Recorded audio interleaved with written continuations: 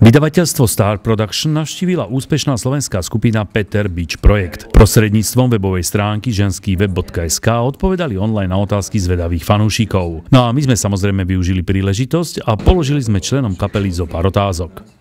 Budúci týždeň chystáte nový single, o čom bude? Bude to opäť o hudbe a o pesničke, ktorá bude možno pre niektorých prekvapujúca.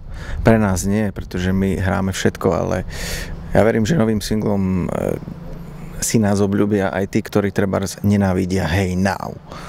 A aký typ hudby to bude, keď vravíte, že to bude iné?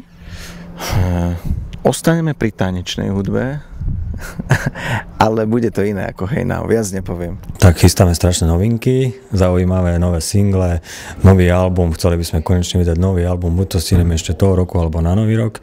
A myslím si, že sme sa trošku posunuli zase inám, čo ma veľmi teší, že tá kapela nestagnuje. Aj už aj nový single to potvrdí, že ten štýl je trošku inde, ako sme boli doteraz, čiže tešíme sa na reakcie aj hejterov, aj nehejterov. A bude v angličtine? Bude v angličtine, áno.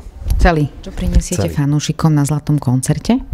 Tak, myslím, že to bude veľmi pestré. Budeme hrať aj naše staré skladby, a teda tie, ktoré všetci poznajú a známi si ich budú spievať, ale určite prinesieme aj nové skladby. Tým, že je to až o 2 mesiace, 2,5, tak máte sa na čo tešiť. Pripravíme takú show, na ktorú nezabudnete.